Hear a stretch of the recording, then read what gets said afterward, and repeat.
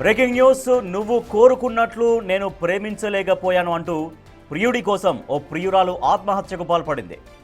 My last message to you అంటూ status పెట్టుకొని ఇంట్లో ఉరివేసుకొని ఆత్మహత్యకు పాల్పడింది విహారిక. హైదరాబాద్ మీర్పేటలో ఈ దారుణ ఘటన జరిగింది. మనిద్దరం కలిసి ఉండలేమని నేను ఒప్పుకుంటున్నా, అందుకే నీకు దూరంగా వెళ్ళిపోతున్నా, మనం ఒకరినొకరం అర్థం చేసుకోలేకపోయాం, నా చావు నీకు ప్రశాంతత ఇస్తుంది అనుకుంటున్నా, మన ఫ్యూచర్ ప్లాన్స్ ఫెయిల్ అయ్యాయంటూ స్టేటస్ పెట్టిన అనంతరం ఆత్మహత్యకు పాల్పడింది విహారిక.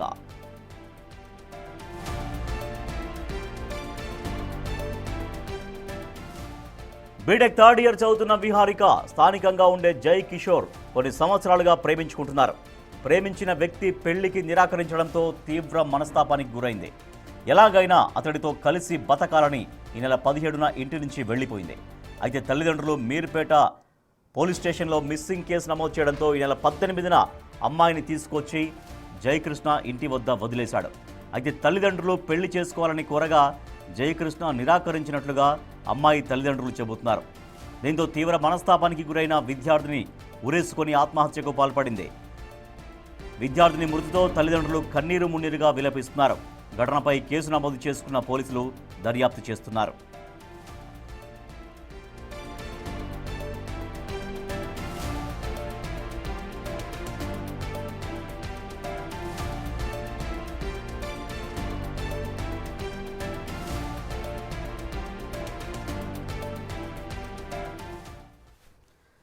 నువ్వు కోరుకున్నట్లు నేను ప్రేమించలేకపోయాను అంటూ ప్రియుడి కోసం ప్రియురాలు ఆత్మహత్య చేసుకుంది. My last message to you అంటూ స్టేటస్ పెట్టుకొని ఇంట్లో ఉరివేసుకొని ఆత్మహత్యకు పాల్పడింది విహారిక. హైదరాబాద్ మీర్పేటలో ఈ ఘటన జరిగింది. మరింత సమాచారాన్ని మా ప్రతినిధి సుజాత అందిస్తారు. సుజాత, ఆ యువతి ఆత్మహత్యకు సంబంధించినటువంటి కారణాలు అయితే తెలుస్తున్నాయి. ఆమె మెసేజ్ కూడా పెట్టింది.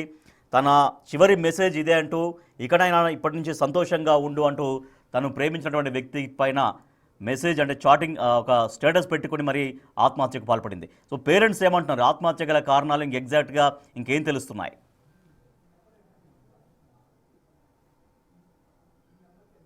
అదేవిధంగా కిషోర్ ప్రేమలో ఉన్నట్లు తెలుస్తుంది. అయితే కొన్ని రోజుల క్రితము ఇంట్లో నుంచి విహారిక కిషోర్ కోసం వెళ్ళిపోయింది. ఆ తర్వాత కుటుంబ సభ్యులు కూడా అన్నని మళ్ళీ తీసుకువచ్చి అప్పచెప్పాడు కిషోరే తల్లిదండ్రులకి. ఆ నేపథ్యంలోనే వాళ్ళిద్దరికీ కూడా పెళ్లి చేయాలి అని చెప్పేసి కుటుంబ సభ్యులు నిర్ణయించుకున్నారు. కానీ కిషోర్ మాత్రం నేను పెళ్లి చేసుకోను అని చెప్పేసి తనతో నువ్వు నాకు పూర్తిగా వద్దు వదిలేసా అని చెప్పడం వల్ల గురయ్యి చాలా సార్లు కిషోర్ని నన్ను నువ్వు పెళ్లి చేసుకో, నేను చాలా ఇష్టం మొదటి నుంచి నీతో ఉన్నాను అని చెప్పినప్పటికీ కూడా విని దూరం పెట్టే ప్రయత్నం చేస్తున్నా. ఈ నేపథ్యంలోనే పూర్తిగా మనస్పర్శానికి గురైనటువంటి విహారిక సూసైడ్ చేసుకొని చనిపోయినటువంటి ఘటన ఇప్పుడు తెలిసిస్తుంది. ఎందుకంటే ఎన్నో సంవత్సరాల నుంచి కూడా వీళ్ళిద్దరు ఇంటి పక్కనే ఇల్లు అనని అదే కాలనీలో ఉంటున్నారు కిషోర్ విహారిక. అయితే చుట్టూ ఉన్నటువంటి స్థానికులు కూడా వీళ్ళిద్దరి మధ్య ఉన్నటువంటి ప్రేమను చూసి పెళ్లి చేస్తే మంచిగా వీళ్ళిద్దరు కలిసి ఉంటారు అని చెప్పేసి చేశారు. అంటే వీళ్ళిద్దరికి రెగ్యులర్ గా కలవడం కావచ్చు, అదేవిధంగా కుటుంబ సభ్యులకి తెలియడము ఇదంతా కూడా జరిగింది. అయితే ఇప్పుడు విహారికని వద్దు అనడంతోనే మనస్తాపానికి గురయ్యేటువంటి ముందు కూడా, ఆత్మహత్య చేసుకునేటువంటి ముందు కూడా తను వాట్సాప్ స్టేటస్ కూడా పెట్టుకుంది. అంటే నేను ఎంతగానో ప్రేమించాను అని చెప్పి ఒక ఎమోషనల్ గా పెట్టింది.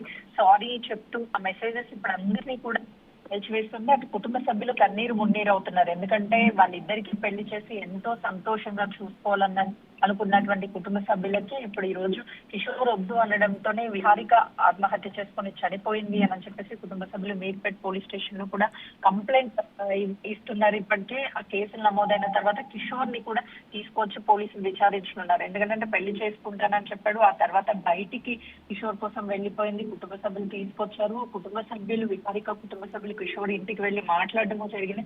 ఇదంతా జరిగిన తర్వాత ఎందుకు కిషోర్ వద్దన్నారు అనే దాని మీద కూడా అనేక అనుమానాలు వ్యక్తమవుతున్నాయి. పూర్తిగా మొదట్లో ప్రేమిస్తున్నానని చెప్పింది విహారిక పేరు మీద ఒక ఇల్లు ఉంది, అది కోట్ల రూపాయలు విలువ చేసేటువంటి ఇల్లు. ఆ ఇల్లు కోసమే కిషోర్ ఆ అమ్మాయిని ట్రాప్ చేశారు అని కొన్ని ఆరోపణలు వస్తున్నాయి. ఆ ఇంటిని కొన్ని అప్పులు అవ్వడంతో విహారిక తండ్రి పేరు మీదకి బదిలీ చేసి కొంతవరకు లోన్ తీసుకున్నారు. ఎప్పుడైతే విహారిక పేరు మీద ఆ ఇల్లు లేకుండా ఉందో అప్పుడు తనకి ఎలాంటి ఆస్తులు లేవని భావించినటువంటి కిషోర్ తనని దూరం పెట్టాడు, పెళ్లి చేసుకోమని చెప్పాడు అని చెప్పేసి కొంతవరకు ఆరోపణలు వస్తున్నాయి. ఇందులో ఉన్నటువంటి వాస్తవాలు ఏంటి అని చెప్పేసి విహారిక తల్లిదండ్రులు మాట్లాడితేనే అసలు వాస్తవాలు బయటకు వచ్చే అవకాశం ఉంది. కానీ తన కూతురు చనిపోవడానికి పూర్తిగా కారణము కిషోర్ అని చెప్పేసి పోలీస్ కంప్లైంట్ అయితే మాత్రం తల్లిదండ్రులు ఇస్తున్నారు. Right, thank you Sujatha. Viharika అనే యువతి ఆత్మహత్యకు పాల్పడింది. తను ప్రేమించినటువంటి ప్రియుడు అతని దగ్గర నుంచి కావాల్సినంత ప్రేమ దక్కలేదని, తను కావాల్సినంత ప్రేమ నేనే ఇవ్వలేకపోయానంటూ కొంత ఎమోషనల్గా తను పోస్ట్ చేసింది విహారిక అనే యువతి. జై కిషోర్ అనేటువంటి యువకుడిని ప్రేమించింది. కానీ ఇద్దరి మధ్య కొంత డిస్టర్బెన్సెస్ వచ్చినట్టుగా ఉన్నాయి. సో దాంతో నా చావు నీకు ప్రశాంతత ఇస్తుంది అని నేను భావిస్తున్నాను, అందుకే నేను దూరంగా వెళ్ళిపోతున్నాను అంటూ ఒక మెసేజ్ స్టేటస్గా పెట్టి ఆమె ఆత్మహత్యకు పాల్పడింది. అయితే తమ కుమార్తె మరణానికి కారణం జై కిషోరే అంటూ తనపై చట్టం ప్రకారం తనను శిక్షించాలి అంటూ విహారిక పేరెంట్స్ మీర్పేట పోలీస్ స్టేషన్లో కంప్లైంట్ చేశారు.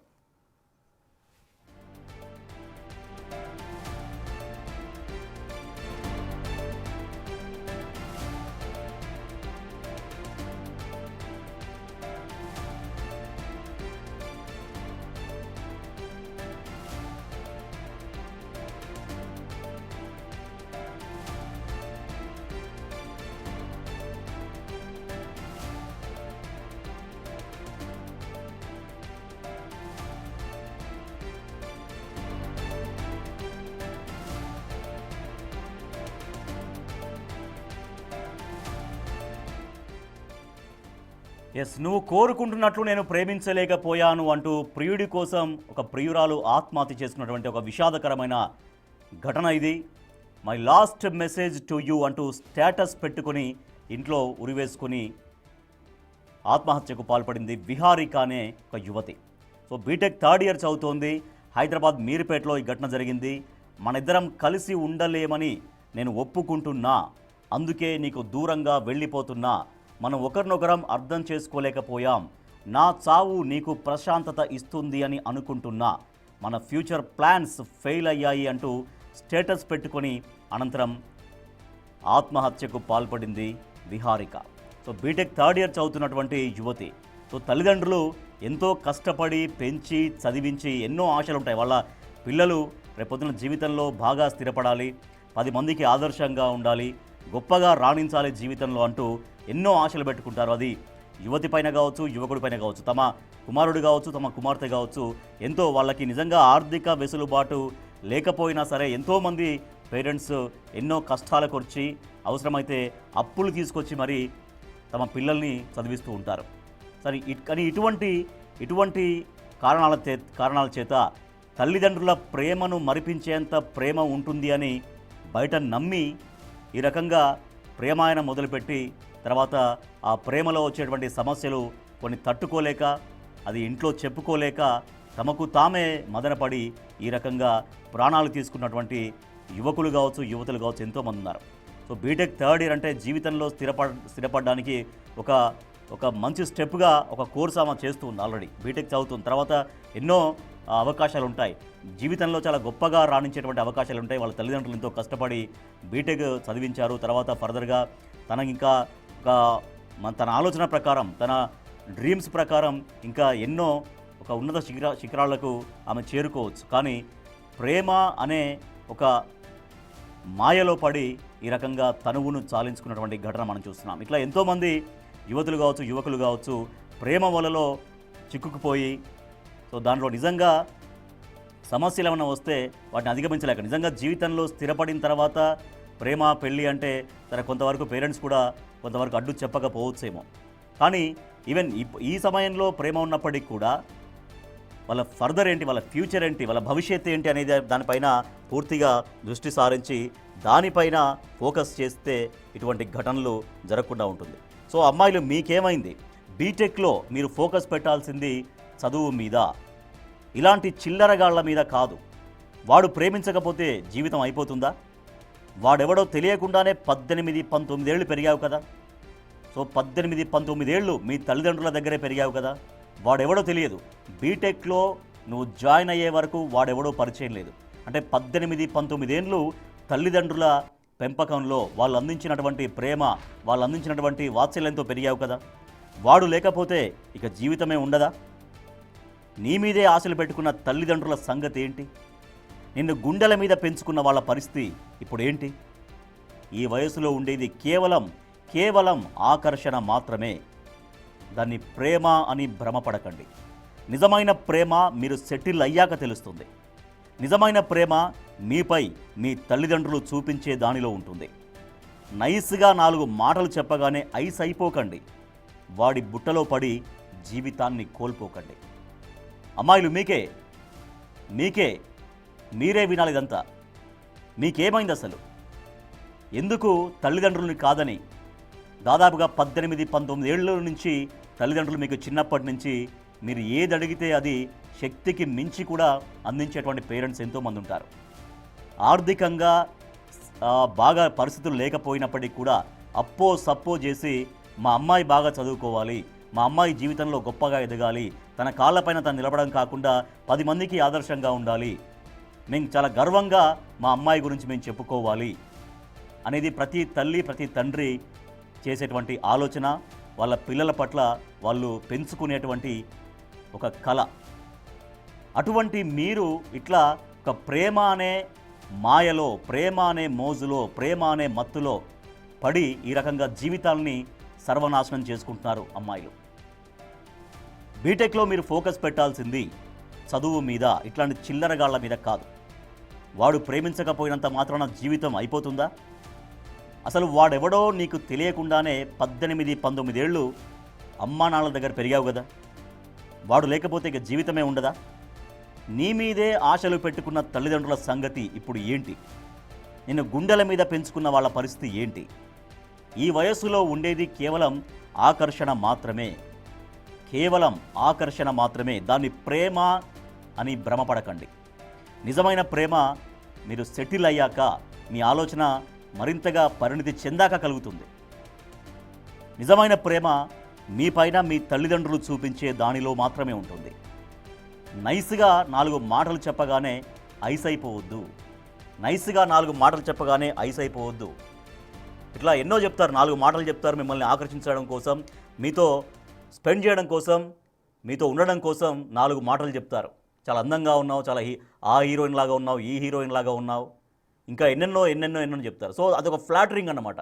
సో ఆ మెసేజ్లకి, ఆ పొగడ్తలకి మీరు పొంగిపోయి ఇదే నిజమైన ప్రేమ కావచ్చు, మా అమ్మా నాన్నలు చూపించే ప్రేమ కాదు ఇది, దాన్ని మించిన ప్రేమ వాడెవడో నాకు ఇస్తున్నాడు అని భ్రమపడతారు అక్కడ. సో అటువంటి ఫ్లాటరింగ్స్ అంటే ఇట్లా 4 ఐస్ మాటలు చెప్పగానే, నైస్గా 4 మాటలు చెప్పగానే మీరు ఐస్ అయిపోవడం, తల్లిదండ్రుల ప్రేమ కంటే చాలా పెద్ద ప్రేమ, చాలా గొప్ప ప్రేమ, నన్ను జీవితాంతం ఇలాగే చూసుకుంటాడేమో, నేనంటే ఎంత కేరింగ్, నేనంటే చాలా కేరింగ్, చాలా ఇష్టము, చాలా ప్రేమ, ఇవన్నీ ఆ రకమైనటువంటి భ్రమను కల్పిస్తూ ఉంటారు. సో ఇటువంటి మాటలకు పడిపోయి అటు చదువుపైన దృష్టి సారించలేకుండా, ఇటు మీ జీవితం పైన మీరు ఫోకస్ పెట్టుకోకుండా, తల్లిదండ్రులకు సమాధానం చెప్పుకోకుండా చివరికి ఇటువంటి ఆత్మహత్యలకు పాల్పడుతున్నారు యువతులు.